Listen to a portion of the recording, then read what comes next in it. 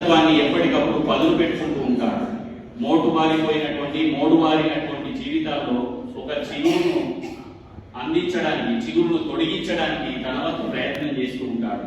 అట్లాగా మల్లారెడ్డి మరి ఏవైతే నిర్వాసిత జీవితాలు ఉన్నాయో, ఏవైతే ఊళ్ళు కొల్లగొట్టబడుతున్నాయో, వనరులు కొల్లగొట్టబడుతున్నాయో, కవులు కూడా తమ తమ బాటను విడిచి మరో పక్క చేరిపోతున్నారు.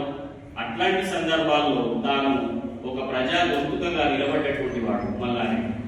మరి ఆయన కవిత్వంలో ఏమున్నది, కొన్ని మాటలు చూద్దాం.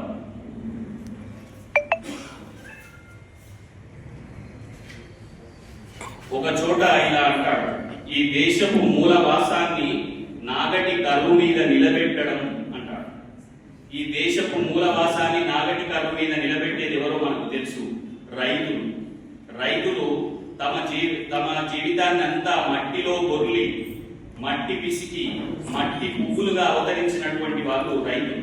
మరి అట్లాంటి రైతేడ్చిన రాజ్యం అనే మాట ఒకటి ఉంటుంది. మనం ఎద్దేడ్చిన వ్యవసము, రైతేడ్చిన రాజ్యము పోగుపోయేదని. మరి ఆ రైతేడ్చిన రాజ్యాన్ని, రైతులు దుఃఖింపజేస్తున్నటువంటి ఒక నిస్సహాయ సందర్భాన్ని, ఆత్మహత్యల పాలవుతున్నటువంటి సందర్భాన్ని, అప్పుల పాలవుతున్నటువంటి సందర్భాన్ని తన కవితల్లో ఎన్నో చోట్ల చెప్పడం మనం చూడొచ్చు. అలాగే ఏదైతే మనం అనుకున్నటువంటి గతంలో మనం పోరాడి తెచ్చుకున్నటువంటి ఒక తెలంగాణ ఉందో, ఆ తెలంగాణ ఒకసారి మోసానికి గురైంది. ఆ మోసానికి గురైనటువంటి సందర్భంలో తంగేడు పూల దుఃఖాన్ని తాను మోసినాడు కొండి మల్లారెడ్డి.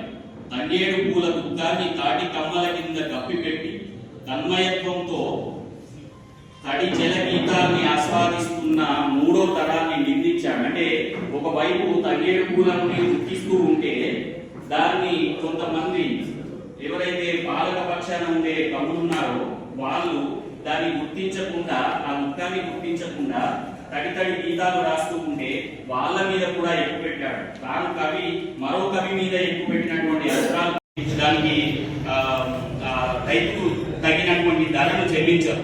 దాని వెనుక ఎరువుల భారం ఉంటుంది, అప్పుల భారం ఉంటుంది. ఇవన్నీ కొలిచేసరికి చివరికి ఆయనకు మిగిలేది ఏముండదు. ప్రతి ఏటా అప్పులే మిగులుతూ ఉంటాయి. అప్పులు తీర్చడానికి అప్పులు చేస్తూనే ఉంటాడు. అట్లాగా రైతన్న కోసము, ఊరు కోసం, నిర్వాసితుల కోసం కూడా చెప్తూ ఉన్నాడు. మనకు తెలుసు, ఒక ఊరు పోతే ఒక మనిషి ఎట్లయిపోతాడో చూడండి. మనం అసలు మనిషికి ఊరితో ఉన్న అనుబంధం కన్నా మించింది మరి ఏముంటుంది?